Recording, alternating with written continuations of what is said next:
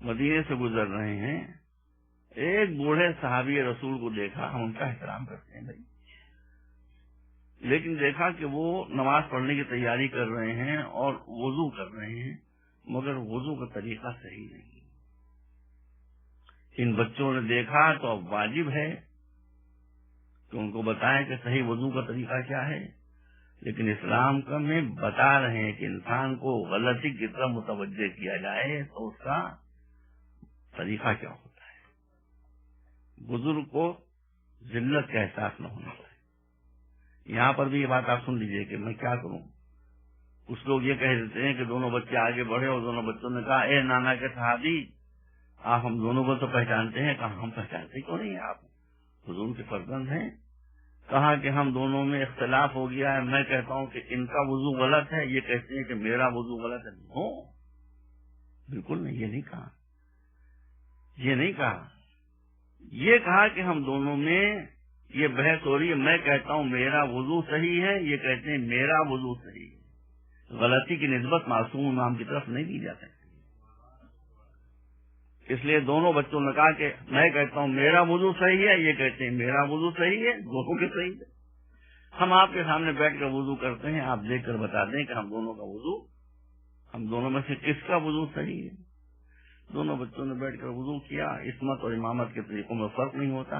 یہ بڑے غور سے دونوں کا وضو دیکھتے رہے۔ جیسے وضو ختم ہوا، آگے بڑھ کر دونوں شہزادوں کو گلے لگایا، کہا کہ شہزادوں میری جان تم پر قربان ہو جائے، تمہارے وضو میں غلطی کہیں نہیں ہے، مگر تم نے بڑے خوبصورتی سے مجھے میری غلطی کی طرف متوجہ کر دیا۔ صلوات پر محمد و آل محمد۔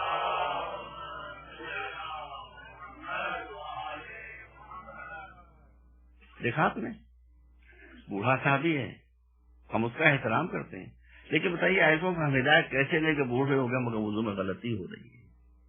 اس لیے ہم وہاں سے ہدایت لیتے ہیں جہاں غلطی کا امکان نہیں ہے۔ صلوات پر محمد و آل محمد۔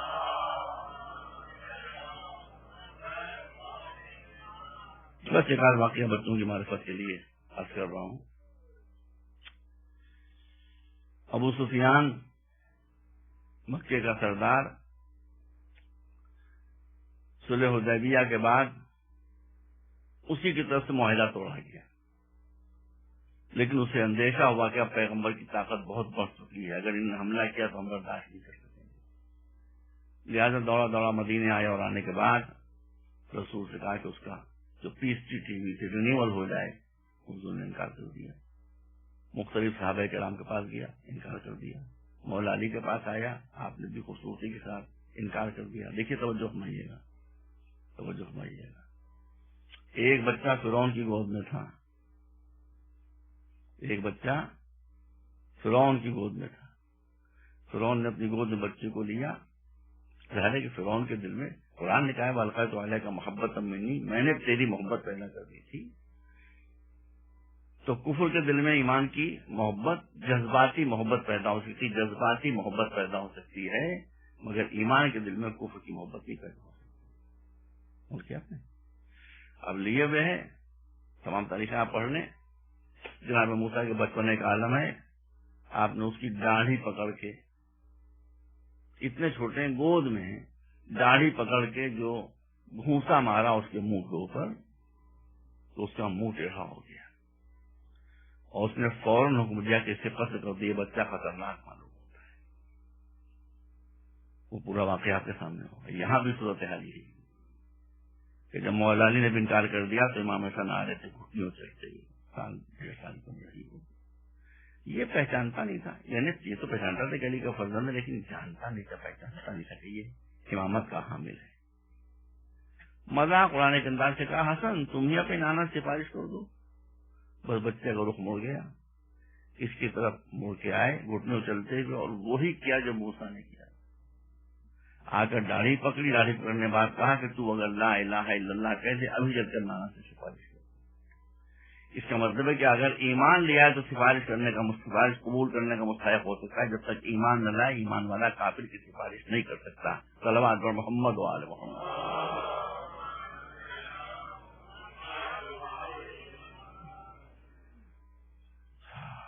یہ سارے واقعات ہیں مختصر جو میں نے آپ کے سامنے عرض کیے۔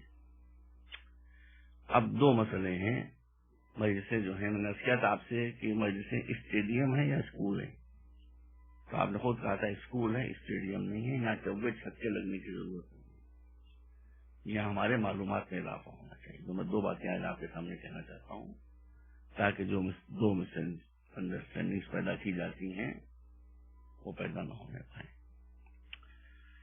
ایک بات تو یہ کہی جاتی ہے کہ حسن و حسین میں زمین آسمان کا فرق تھا. اب جو وہ لوگ کہتے ہیں اس کو مطلب یہ کوٹ ہے، اس طرح سے آپ حسن حسین بڑے بہادر تھے اور حسن کمزور تھے، معاذ اللہ بزدل تھے، اسی لیے حسن نے سلو کر لی اور حسین نے جان کی قربانی دے دی، انہوں نے جہاد کیا. پہلی بات تو یہ ہے کہ مجھے دیکھنا پڑے گا کہ حسن کے دل میں کمزوری تھی یا نہیں تھی، پھر میں آگے بات کر رہا ہوں، کیونکہ بیس اسی پر ہے کہ حسن کا دل کمزور تھا، معاذ اللہ یہ بزدل تھے. دو واقعات کے سامنے پیش کرنا چاہتا ہوں. ایک واقعہ تو جنگ جمل کا. جنگ جمل کی لڑائی مولا علی کی زندگی کی خطرناک ترین لڑائیوں میں سے ایک لڑائی تھی. بہت زبردست لشکر تھا ادھر بسرے والوں، ادھر مولا علی کا بھی لشکر خاصی تعداد میں تھا. 90,000 سپاہی مولا علی کے ساتھ تھے، 1,20,000 سپاہی. 1,20,000 سپاہی کم تھوڑی ہوتے بھائی. تو مولا علی نے نجف اللہ میں ہے اپنے فرزند فاطمہ کے فرزند نہیں، محمد ابن حنفیہ سے کہا، بڑے بہادر تھے، نیزہ لیا، کہا کہ بیٹا حملہ کرو، اور اس کے بعد نصیحت کی جو نجف اللہ موجود ہے کہ دانتوں پر دانتوں کو جما لو، اللہ کی راہ میں اپنی سر کو عاریتاً دے دو، اور لشکر کے آخری سپاہی پر منظور اللہ افضل قوم نجف اللہ میں آخری سپاہی کے اوپر نظر رکھ کر حملہ کرو. بہادر باپ کا بہادر بیٹا تھے، معمولی بات تھوڑی، ان کی شجاعت کی داستانیں ہیں. حملہ کیا، تیر برسنا شروع ہوئے. تیر دور سے اس لیے برس رہے ہیں کہ جس سے ان کو دور کو روک لو اتنا ہی اچھا ہے. اتنی کثرت سے تیر برسے کہ ان کا قدم رکا. مولا علی نے کہا بیٹا کیوں رکے؟ کہا بابا تیر بہت آ رہے ہیں، ذرا کم ہو تو آگے بڑھتا ہوں. مولانا نے فرمایا بیٹا اللہ کے راہ کے سپاہی تیروں سے نہیں ڈرا کرتے. پھر آگے بڑھے، تیر اور تیز آنا شروع ہوئے، پھر رک گئے. کہا بیٹا آپ کیوں رکے؟ کہا بابا تیر اور تیز ہو گئے، ذرا شدت کم ہو بس میں بڑھتا ہوں. پھر مولانا نے تنبیہ کی کہ اللہ کے لشکر کے سپاہی کبھی تیروں کی فکر نہیں کیا کرتے. پھر آگے بڑھے، تیروں کی بارش اور تیز ہوئی، ایک انسان ہے ہزاروں تیر آتے ہیں بھائی. پھر رکے، بس اب علی آگے بڑھے اور الٹی تلوار محمد بن حنفیہ کی پشت کے اوپر مار کر کھا. یہ ماں کے دودھ کا اثر ہے، اگر فاطمہ کا دودھ ہوتا تو یہ اثر نہ. بس اتنی تنبیہ کافی تھی. محمد بن حنفیہ نے، میں آپ کو حسن کی شجاعت پیش کر رہا ہوں، محمد بن حنفیہ کے شجاعت کے واقعات الگ ہیں تاریخ میں. ایک حملہ کیا کہ اونٹ تک پہنچ جائے، دوسرا حملہ کیا، تیسرا حملہ، چوتھا حملہ، پانچواں حملہ، چھٹا حملہ، ساتواں حملہ. 7 مرتبہ حضرت محمد بن حنفیہ نے حملے کیے بھرپور طاقت کے ساتھ، مگر جمل جو فتنہ و فساد کی جڑ تھا وہاں تک نہیں.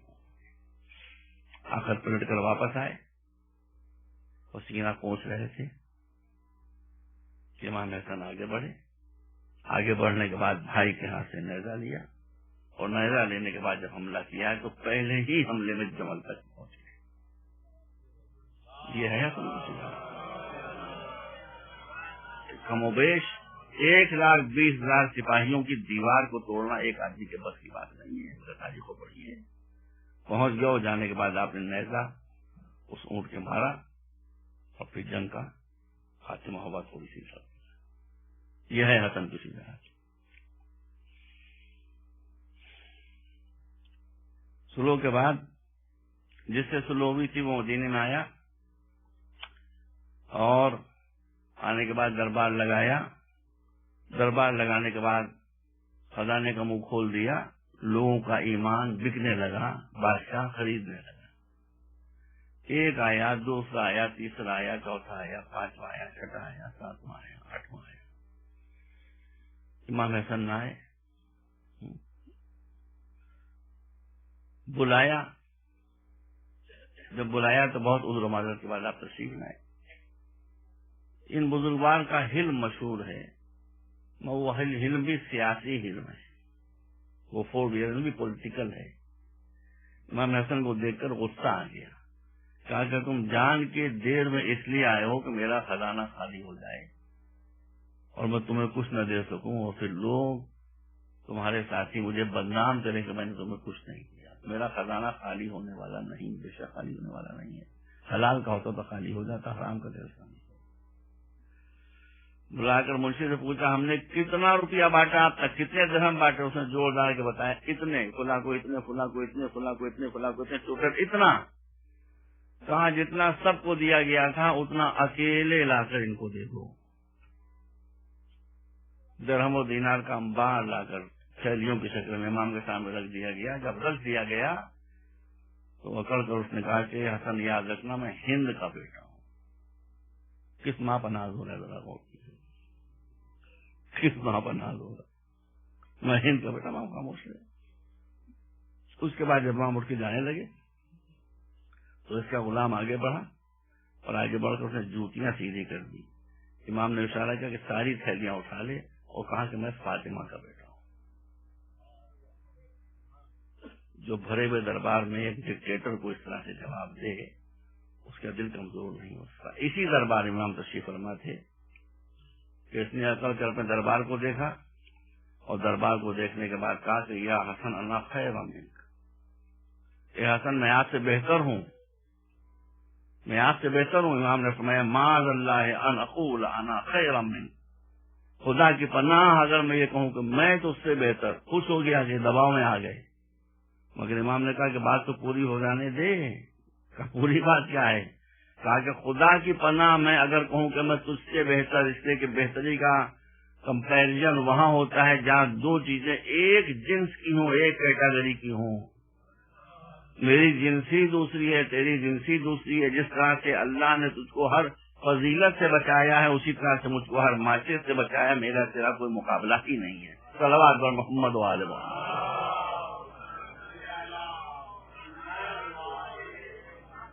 ایک مرتبہ اور صلوات بھیجیں آپ۔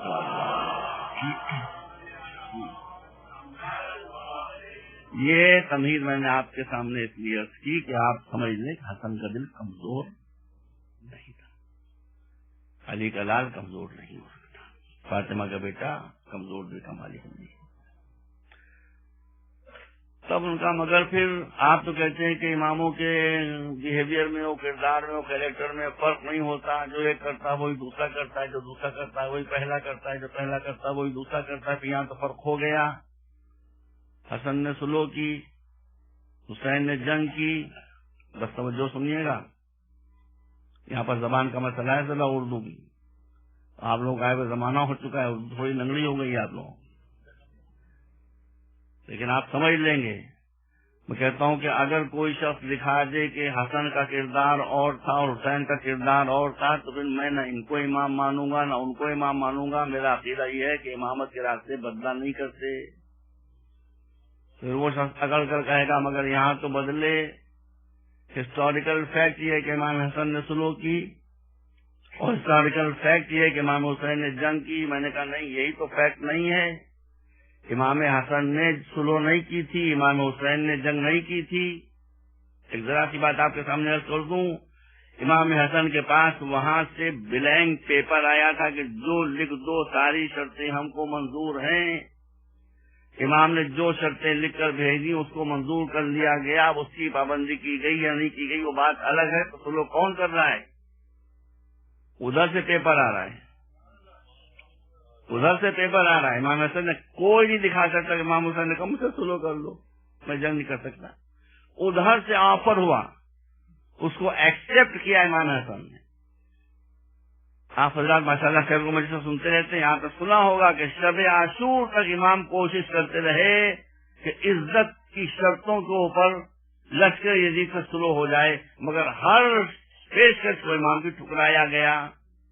اس کا مطلب ہے کہ اگر حسین چاہ رہے ہیں کہ خوریزی نو سلو ہو جائے، ادھر سے جنگ ہو رہی، تو آپ سمجھے کہ حسن نے سلو نہیں کی، حسین نے جنگ نہیں کی بلکہ حسن سے سلو کی گئی، حسین سے جنگ کی گئی.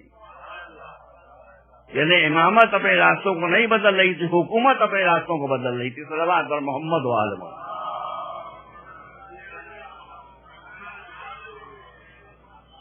یہ نے اور سے کا فرق بہت کروشل ہے، اس کو یاد رکھیے. امام حسن نے سلو نہیں کی، ان سے سلو کی گئی. اور جب سلو کے پردے میں دیکھا کہ ہم شکست کھا گئے، پہلی ہی شرط اس میں آپ دیکھ لیجیے کیا ہے لکھی. یہی وہ فراست ربانی ہے کہ جس کے آگے سیاست و دنیاوی شکست کھا جاتی. پہلی شرط یہ کہاں سے میں پڑھ رہا ہوں، صواعق محرقہ ابن حجر مکی، جو زبردست اینٹی شیعہ، اللہ ان کا بھلا کرے، اللہ ان کا بھلا کرے. ایک مرتبہ اور کہیے الہی ہمیں، ہماری سلٹ ہی ہونا چاہیے. خیر بہرحال انہوں نے جو معاہدہ لکھا ہے اس میں پہلی شرط یہ لکھی ہے کہ جو شرط لکھی گئی کہ امیر شام کو اس بات کا وعدہ کرنا پڑے گا کہ وہ اب سے کتاب خدا اور سنت رسول کی پابندی کریں گے. جو شے کامیابی میں وہ پکڑ ہی نہ پائے کہ حسن نے کیا لکھ دیا. بھائی سلو ہمیشہ ڈسپیوٹڈ چیزوں کو ہوا کرتی ہے. امام حسن نے لکھا کہ ان کو وعدہ کرنا پڑے گا کہ آج سے کتاب خدا اور سنت رسول کی پابندی کریں گے. یہ سلو نامہ نہیں، یہ چارج شیٹ پر دستخط کرائی جا رہی ہے. یہ اقرار ہے اس بات کا کہ آج تک ہم نے نہیں کی تھی. صلوات بر محمد و آل محمد. ساری شرطوں میں اپر ہینڈ امام حسن کا، تاکہ واضح رہے کہ ہم سرنڈر نہیں کر رہے ہیں. ابھی دوسری بات ہے اس کی پابندی نہیں کی گئی. جب سب کچھ ہو گیا تو پہلے ان کے الگ کہا کہ یہ سب تو حکومت لینے کے لیے تھا. قرآن کہتا ہے کافر سے بھی وعدہ کرو تو اس کو پورا کرو.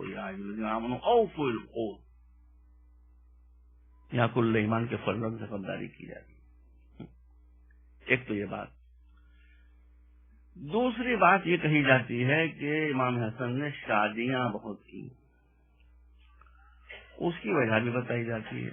دیکھیے جو چیز میٹھی ہوتی ہے وہ بڑی خطرناک ہوتی ہے.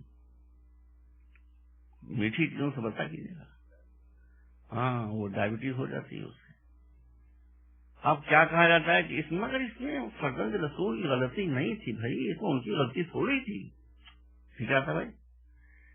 کہا کہ بھائی مسلمان یہ چاہتے تھے کہ ہم سے رسول سے قرابت داری ہو جائے تو قرآن نسخے پر عمل کر رہے تھے. آپ سمجھیں گے تو میں کیا کروں.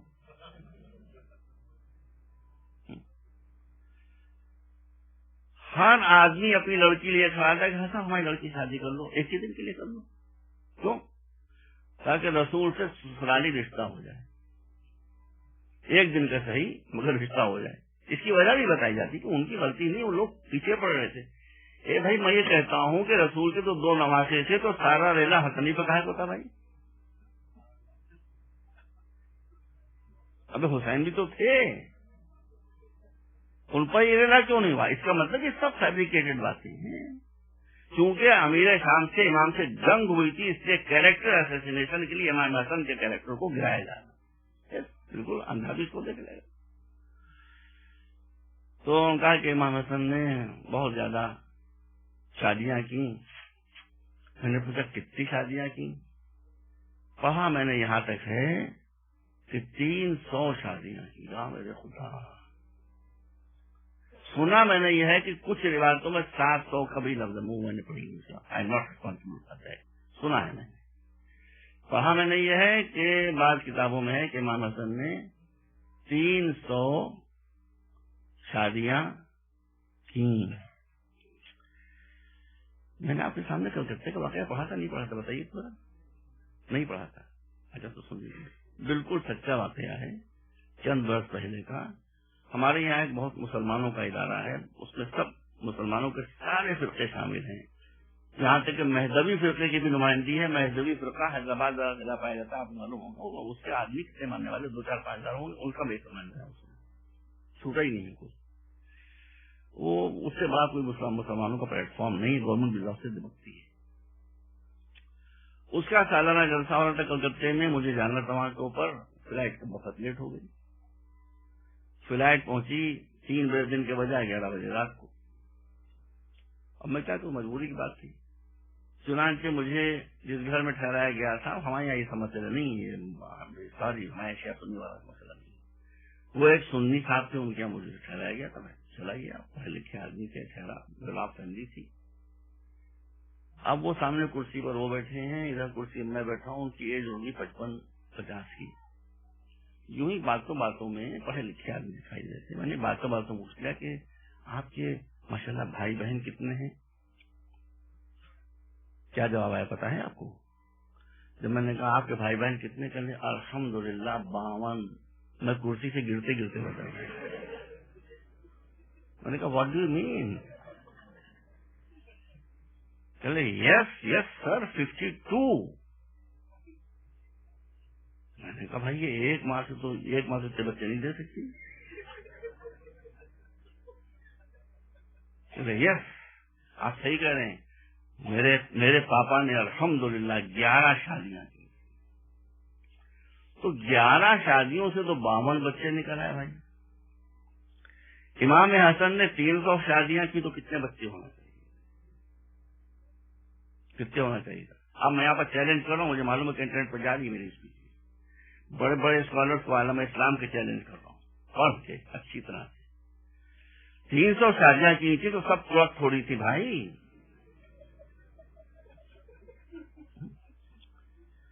ارے بھائی ایک سے ایک بچہ بھی ہو تو 300 بچے تو ہونا چاہیے تھے. 2 سے 1 ہو تو 150 تو ہونا چاہیے تھے. 4 سے 1 ہو تو کتنے ہونا؟ اب اسلام میں کمزور میں آپ سے پہلے بتا چکا ہوں. 75 ہونا چاہیے تھے. میں تمام عالم اسلام کو چیلنج کرتا ہوں کہ اولاد حسن کے سلسلے میں چندہ کر لیں. ایک نام اس کتاب سے لے لیں، ایک نام اس کتاب سے لے لیں، ایک نام اس کتاب سے لے لیں، ایک نام اس کتاب سے لے لیں. پوری لائبریری کو کھنگال ماریں. میں چیلنج کرتا ہوں، اسے کچھ توڑ نہیں سکتا کہ امام حسن کی اولاد کا جب آپ شمار کریں گے تو 9 کے آگے 10واں نام آپ نہیں بتا سکتے.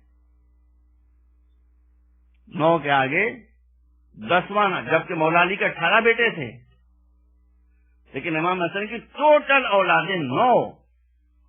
تو کس عقل میں یہ بات آئے گی کہ 300 بیویاں ہوں اور 9 بچے ہوں، 9 اولادیں ہوں؟ اس کا مطلب ہے کہ سب فیبریکیٹڈ اسٹوری.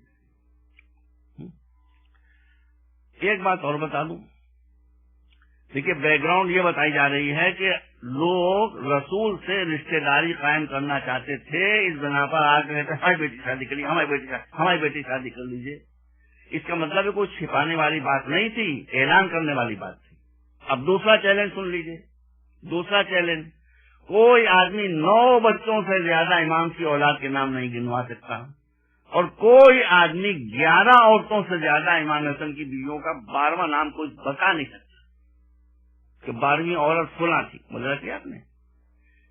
تو تعداد کا موجود ہونا، ناموں کا موجود نہ ہونا اس بات کی دلیل ہے کہ فیبریکیشن کرنے والوں نے نمبر تو گڑھ لیا مگر نام نہ کر سکے. اب اس کے بعد میں ایک ایسی بات کہنا چاہتا ہوں، میں اپنی جہالت کا اعتراف کرتا ہوں، میں کوئی اسکالر نہیں ہوں، لیکن کوئی آدمی میری بات کو توڑ نہیں سکے گا. مجھ حقیر نے 300 تک کی روایت دیکھی ہے، سنا ہے کہ 700 تک ہے. چلو 300 تک کو مان لیں. دیکھیے اب یہ ذرا فقہی مسئلہ ہے بھائی، آپ غور سے سنیے گا، ورنہ شاید کل مجلس میں آپ نہ آئے کہ مفتنی کا الٹا سیدھا پڑھ کے چلائیے.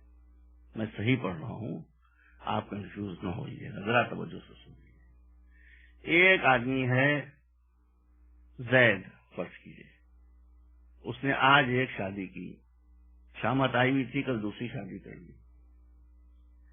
مزید شامت بڑھانا چاہتا تھا، تیسرے دن تیسری شادی کر لی، چوتھے دن چوتھی شادی کر لی. اب شادی کر سکتا ہے.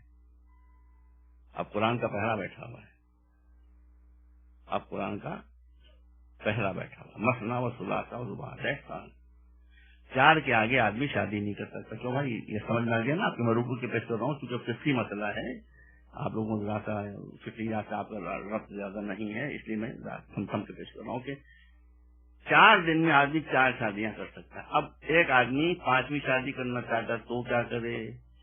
That's crucial point. اب آپ کہیں گے ایک کو طلاق دے تب وہ 5ویں شادی کر سکتا ہے. سنی عالم سے پوچھ لیجئے، دیوبندی سے پوچھ لیجئے، سلفی سے پوچھ لیجئے، وہابی سے پوچھ لیجئے، شیعہ سے پوچھ لیجئے، اس میں کوئی اختلاف نہیں چونکہ یہ قرآن میں بیان کیا گیا. اب اگر ایک آدمی 5ویں شادی کرنا چاہتا ہے تو ان 4 میں سے کسی ایک کو طلاق دے. طلاق دینے کے بعد، بہت دھیرے دھیرے پڑھ رہا ہوں کہ آپ کو سمجھ میں آ جائے بات، طلاق دینے کے بعد عورت کا جب تک کہ عدت کا پیریڈ رہے اس وقت تک وہ بیوی نہ ہونے کے باوجود بیوی کے حکم میں رہتی ہے. سمجھ گئے آپ؟ یعنی عدت کے پیریڈ بھر شوہر نے اس کو اگرچہ طلاق دے دی ہے مگر نان نفقہ اس کو دینا پڑے گا کم و بیش 3 مہینے تک، اپروکسیمیٹلی، کم و بیش، کبھی کچھ زیادہ کبھی کچھ کم. 3 توہر کی قید ہے وہاں پر. جی اپنے گھر سے وہ اس کو نکال نہیں سکتا. یہ اسی لیے کہ بعد میں کبھی نرمی پیدا ہو جائے تو پیچ اپ ہو جائے. تو اس لیے 5ویں شادی وہ اس وقت کر سکتا ہے جب ایک کو طلاق دینے کے بعد کم سے کم 3 مہینے گزر جائیں اور یہ بیوی جس کو طلاق دی گئی ہے اس کی ذمہ داری سے وہ بری ہو جائے. اب وہ 5ویں شادی کر سکتا ہے. تو 4 شادیاں تو آدمی 4 دن میں کر سکتا ہے. سمجھ رہے ہیں نا آپ؟ 4 شادیاں تو آدمی 4 دن میں کر سکتا ہے، لیکن 4تھی شادی کے بعد ہر شادی کے بیچ میں جو پیریڈ آئے گا گیپ کا وہ 3 مہینے کا ہوگا.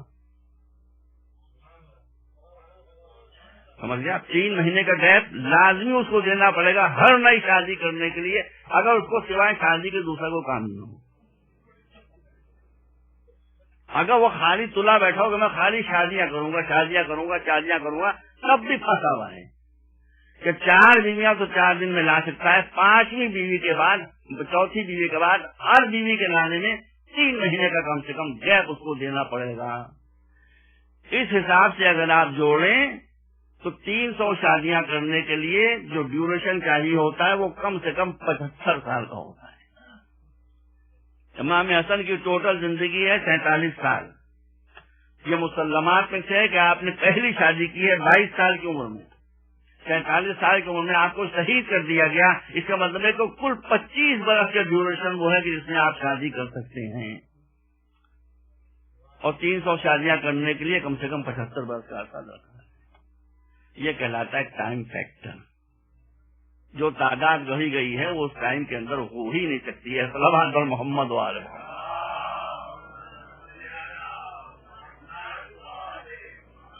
ایک مرتبہ اور صلوات دے دیں آپ.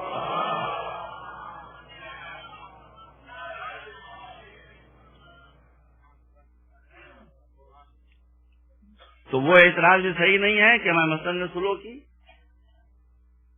اور یہ اعتراض جو الزام لگایا گیا امام کے اوپر یہ بھی صحیح نہیں، یہ بھی صحیح. بہرحال حکومت وقت کی یہ کوشش تھی کہ حسن کے معصوم داغ کے اوپر کوئی دھبا لگا دیا جائے، مگر بے بسی کی حد یہ کہ کوئی دھبا نہ لگا سکے. دھبا بھی وہ لگایا کہ جو ٹک نہ سکا. صلوات پر محمد والے.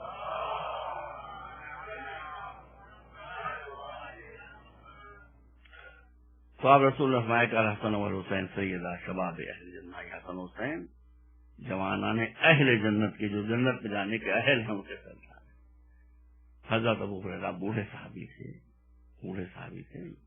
سنی تاریخ میں میں نے واقعہ دیکھا ہے کہ امام حسن نوجوانی کا عالم ہے، آپ گھوڑے پر بیٹھے تشریف لیے جا رہے ہیں، ابو ہریرہ رکاب پکڑے ہوئے ساتھ ساتھ چل رہے ہیں. لوگوں نے کہا آپ سینئر صحابی ہیں، آپ بچے ہیں، آپ کے سامنے آپ نے رکاب پڑھ. تو آپ نے یہی ارشاد فرمایا کہ ان کو رسول نے ہمارا سید قرار دیا ہے، ہمارا سردار بنایا ہے، اس لیے میں ان کی رکاب تھام کرتا ہوں. بس اب ایک بات آپ کے لیے کرنا چاہتا ہوں. امام حسن صورت میں رسول کے مشابہ، آپ کا دسترخوان مدینے کے باہر سال بھر 24 گھنٹے بچھا رہتا تھا، جو چاہے وہ آ کر کھانا کھائے۔ رات کو آگ جلا دی جاتی تھی تاکہ ریگستان میں دور سے بلند ہوتے ہوئے شعلوں کو دیکھ کر لوگ سمجھ لیں کہ یہاں حسن کا دسترخوان بچھا ہوا ہے۔ جو انسان اتنا کریم تھا، برین واش کا مسئلہ۔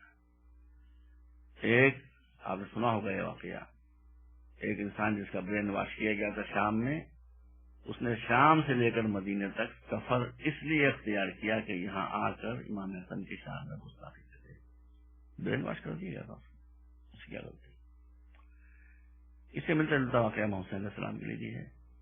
بارہ یہ واقعہ امام حسن کا ہے۔ امام حسن گھوڑے پر تشریف لے جاتے کہ وہ شامی سامنے آ گیا اور نے کہا تم کون ہو؟ کما لی، اور اس نے یہ بات آپ یاد رکھیے، گالیاں دینا شروع کی، گالیاں، فحش گالیاں۔ امام خاموش کھڑے ہیں، کوئی جواب ہی نہیں، کوئی ریئیکشن نہیں۔ وہ خود کہتا ہے کہ میں یہ سمجھا کہ یہ سمجھ رہے ہیں کہ میں کسی اور کو کہہ رہا ہوں، تو اس نے آگے بڑھ کر امام کا دامن پکڑا اور دامن پکڑ کر اس کو چھٹکا دیا اور کہا کہ حسن یہ سب میں تم کو کہا کہ میں سمجھ رہا ہوں کہ تم مجھے کہہ رہا ہے۔ اس کے بعد اس کا ہاتھ نرمی سے پکڑا، لے کر اپنے گھر میں گئے۔ سفر سے آیا تھا، تھکا ہوا تھا، اس کی تھکن دور کرنے کا انتظام کیا، اس کو کھانا کھلایا، رات و آرام سے اس کو رکھا، اس کے مسئلوں کو پوچھا، مشکلوں کو پوچھا۔ اس اخلاق و بہیویئر کا اثر میں آپ کو یہ واقعہ سے سنا رہا ہوں کہ ہم جن ائمہ تحریم کے ماننے والے ہیں ان کا اخلاق یہ ہے، اس اخلاق کی جھلک ہمارے کردار میں آنا چاہیے۔ اس لیے میں رک رک کے آپ کو سنا رہا ہوں کہ اس اخلاق کی جھلک ہمارے کردار میں آنا چاہیے۔ ہم we have nothing to do with Taliban al Qaeda, ہم ان سے کچھ لینا دینا نہیں۔ وہ خونی لوگ ہیں، وہ اسلام کو بدنام کر رہے ہیں، وہ بے خطا لوگوں کو قتل نہیں کر رہے بلکہ اسلام کو ذبح کر رہے ہیں۔ ان کو پتہ نہیں کہ زمانے کے تقاضے کیا ہیں، وہ زمانے کو پہچان نہیں رہے ہیں۔ اس لیے آپ سے میں کہہ رہا ہوں کہ آپ کوئی مجلس نہیں خالی جا رہی جس میں بات آپ سے میں نہیں کر رہا ہوں کہ آپ کو اپنے بہیویئر سے یہ بتانا ہوگا، وکل ہونے کی ضرورت نہیں، آپ کو اپنے بہیویئر سے بتانا ہوگا کہ we are other type of Muslim. ہمارے یہاں محبت کا پیغام ہے۔ کل میں نے کون سی آیت پڑھی تھی آپ کے سامنے حضور کے بارے میں؟ وَمَا أَرْسَلْنَاكَ إِلَّا رَحْمَةً لِلْعَالَمِينَ۔ حضور کو سارے انسانوں کے لیے، عالمین سارے انسانوں کے لیے رحمت بنایا گیا ہے۔ کوئی مسلمان سے کہا ہے قرآن میں کہ وَمَا أَرْسَلْنَاكَ إِلَّا رَحْمَةً لِلْمُسْلِمِينَ، کہا ہے رحمةً لِلْمُؤْمِنِينَ۔ سارے دنیا کے لیے رحمت ہے، یہ ہندوؤں کے لیے بھی رحمت ہے، یہ کرسچنس کے لیے بھی رحمت ہے، یہ مشرکین کے لیے بھی رحمت ہے۔ کتنا وائڈ اوپن ہے پیغمبر کا کردار اور مسلمانوں کی تنگ نظری آپ کی نظروں کے ساتھ۔ تو آپ میں یہ تنگ نظری نہیں ہونا چاہیے، آپ کو دوسرے انداز اپنے کردار اور برتاؤ سے پیش کرنا چاہیے۔ کوئی کتابیں نہیں پڑھے گا تب آپ کے کردار کو دیکھیے۔ آپ نے امام حسن کردار میں رکھا، دشمن کے ساتھ امام طیب، اور یہی سلوک رسول کا تھا۔ بس ایک واقعہ سن لے جو مسائل میں پڑھ کے میں جو رسول تشریف فرما ہے، صحابہ کرام بھی تشریف فرما ہے، مولا علی بیٹھے ہوئے ہیں، ایک وقت آیا اور آنے کے بعد دیکھیے پیغمبر کا مرتبہ دیکھیے، چاہنے والے گھیرے میں ہیں اور اس وقت یہ عالم، تو اس نے آ کر پیغمبر کو باتیں سننا شروع کر دی۔ پیغمبر نے کہا اقطع لسان ہو، اس کی زبان کاٹ دو۔ ایک صاحب نے ہاتھ پکڑا، تلوار نکالی، اس کو پکڑ کر لے کر چلے۔ پیغمبر نے کہا کہاں لے کے جا رہے ہو؟ ساتھ میں تو کہا کہ اس کی زبان کاٹ دو، جا رہا ہوں زبان کاٹنے کے لیے۔ کہا میں نے آپ سے کب کہا ہے؟ ان کے مزاج میں غصہ بہت تھا۔ کہا میں نے آپ سے کب کہا ہے؟ کہا پھر کس سے کہا ہے؟ کہا میں نے علی سے کہا ہے۔ پھر میں آپ کو بتا رہا ہوں کہ ہم صحابہ کرام کے احترام کے باوجود ہدایت اس لیے نہیں لیتے تھے کہ صحابہ کرام کا میں بات کا آئی کیو اتنا لو تھا کہ وہ رسول کی بات کا مطلب نہیں سمجھ پاتے تھے۔ بھائی یہ پرابلم ہے۔ رسول نے کہا اقطع لسان، سے زبان کاٹ دو، چلے زبان کاٹنے کے لیے۔ رسول نے کہا میں نے آپ سے نہیں کہا، میں نے علی سے کہا ہے۔ علی لے گئے اس کو پرابلم میں تھا، مشکلات میں تھا، اس کی مشکلات پوچھی، اس کی پرابلم پوچھا، اس کو حل کیا۔ وہاں سے آیا تو رسول کی شان میں قصیدہ پڑھتا ہوا۔ جب وہ قصیدہ پڑھتا ہوا تب آپ نے کہا دیکھا آپ نے، میرا مطلب زبان کاٹنے کا یہ تھا۔ یہ نہیں تھا کہ للو کاٹ دو قینچی سے یا تلوار سے. دیکھ رہے ہیں آپ, لوگ رسول کی بات کا مطلب نہیں سمجھتے تھے. اس لیے ہم اس در کے اوپر آئے کہ جو رسول کی زبان میں گفتگو کیا کرتے تھے, صلوات پر محمد و آل محمد.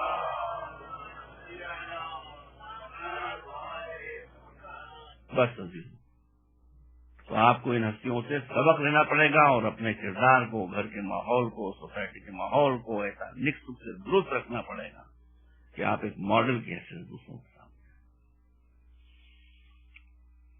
جیسا کہ میں نے شاید کسی مجلس سے پڑھا تھا, یزید کی سازش سے, یہ شاہ عبدالعزیز مودودی سے دیکھ میں لکھا ہے, میں نے خود اپنی آنکھوں سے پڑھا ہے کہ یزید کی سازش سے جودہ بنت اشعث ملولہ نے امام کو زہر دیا. کہا تھا میں تم سے شادی کر لوں گا اور 6 لاکھ درہم دوں گا. جب زہر سے اس نے کام نام کا تمام کر دیا اور انعام لینے کے لیے پہنچی, وہ وعدہ یاد دلایا, کہا کہ انعام تو لے جا, مگر تجھ سے شادی نہیں کروں گا اس لیے کہ تو اپنے شوہر کو قتل کر دیتی ہے, کوئی اور تجھے پیسے دے گا تو مجھے بھی قتل کر دے گی. بہت ہی خطرناک زہر سیریا سے سپلائی کیا گیا تھا. اس نے پانی میں امام کے سرانے جو ظرف رکھا تھا, سرائی رکھی تھی, اس میں وہ ڈال دیا, اور جب امام کے جگر کے ٹکڑے گرنے لگے اور بی بی زینب نے کہا بھیا یہ کیا ہوا, کہا مجھے زہر دیا. میں نے تاریخ میں دیکھا ہے کہ جناب زینب نے جب اس سراہی کو اچھالا ایسے پانی کو, تو زمین پر بلبلے زہر کے اثر سے اٹھنے لگے. اس کے بعد امام حسین کو بلایا گیا, سرکار شہید سے کہا بھیا یہ کیا ہوا, کہا مجھے زہر دیا گیا ہے.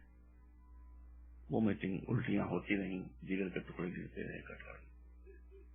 کہا کہ بھیا اس سے پہلے مجھے 6 مرتبہ زہر دیا گیا. کہا کیا ہوا, کہا جب مجھے زہر دیا گیا میں نانا کے روزے پر گیا, دعا کی, اللہ نے مجھے شفا دے دی. کہا پھر جائیے بھیا. کہا نہیں, اب اللہ مجھے اپنی راہ میں شہید دے دی. اور بس یہ کہتے کہتے حسن نے رونا شروع کیا. امام نے کہا بھیا تو کیوں روتے, کہا میں اپنی مصیبت میں نہیں رو رہا ہوں حسین, یہ نہ سمجھ. یاد کرو ہم جب تم دونوں چھوٹے چھوٹے تھے اور عید کی رات آئی تھی اور ہمارے پاس لباس نہیں تھا, اور پھر ہماری ماں نے کہا تھا کہ جنت سے تمہارا لباس آ جائے گا, تمہارے کپڑے درجی لے کر آئے گا, اور جنت سے لباس آیا تھا. تو 2 حلے آئے تھے, 2 لباس آئے تھے, ایک گرین تھا اور ایک ریڈ تھا, ایک سرخ تھا اور ایک سبز تھا. میں نے سبز کرتا اٹھا لیا تو تم نے لال کرتا اٹھا لیا. جو لوگ بیٹھے تھے وہ خوش ہو رہے تھے, مگر رسول رونے لگے تھے. لوگوں نے کہا کہ یہ تو خوشی کا موقع ہے, جنت سے کن بچوں کے لیے لباس آتا ہے. کہاں, تو میں جو دیکھ رہا ہوں وہ تم نہیں دیکھ رہے ہو. جس میرے بچے نے سبز لباس پہنا ہے, زہر کے اثر سے وقت آخر اس کا جسم سبز ہو جائے گا, اور جس نے سرخ لباس پہنا ہے وقت آخر خون کی دھاروں سے اس کا جسم لال ہو جائے گا. حسین دیکھو نانا کہا وہ میرے لیے صحیح ہو گیا کہ نہیں ہو گیا, میرے جسم کی سبزی کو دیکھو. تو نانا کہا جس طرح میرے لیے صحیح ہوا اسی طرح سے تمہارے لیے بھی حسین صحیح ہو جائے گا. رحمت ختم ہو گئی, وقت ختم ہو گیا مجلس کا. اس کے بعد سنا کہ حسین تم میرے سرانے بیٹھ جاؤ, میرا سر اپنے دانوں کے اوپر رکھ لو, اپنا ہاتھ میرے ہاتھ میں دے لو. جب میں ہاتھ تمہارا دباؤں تو اپنا کان میرے دہن کے قریب لانا, مجھ پر جو کچھ گزر رہی ہوگی میں سب بتاؤں گا. امام حسن کا سر امام حسینی گود میں ہے, بھائی کے ہاتھ میں بھائی کا ہاتھ ہے. تھوڑی دیر کے بعد پیشانی پر پسینہ آیا اور امام حسن نے حسین کا ہاتھ دبایا. امام نے اپنا کان قریب لے کر کہا حسین کیوں رو رہے ہو, میں تو راحت و آرام کے عالم میں جا رہا ہوں. دیکھو نانا میرے سرانے کھڑے میں ہیں, میرے بابا میرے سرانے کھڑے میں ہیں, حمزہ و جعفر سرانے کھڑے میں ہیں. یہ کہنے میرے استقبال کے لیے جنتیں آراستہ کی گئی ہیں. اس کا مطلب ہے کہ میں کہتا ہوں حسن آپ پر بہت ظلم ہوا, آپ کو بے خطا زہر دیا گیا, لیکن کم سے کم وقت آخر آپ کو اتنا تو سکون ہے کہ آپ کا سر بھائی کی گود میں ہے, آپ جو باتیں کرنا چاہیں وہ کر لیں. میرے مولا اتنا بتائیے کہ آپ کا سر تو وقت آخر بھائی کی گود میں ہے, حسین کا سر کہاں ہے؟ تو شاید امام فرمائیں گے کہ میرے ذاکر گھبرا نہیں, اگر کوئی حسین کا سر گود میں لینے والا نہیں ہوگا تو جنت سے میری ماں آ جائے گی اور کہی کہ میرے بچے کا سر میری گود میں دے دو, حسین کا سر کٹے گا. وہاں پر یاد کرتی رہ جائے گی. وَسَيَعْلَمُ الَّذِينَ ظَلَمُوا أَيَّ مُنْقَلَبٍ يَنْقَلِبُونَ.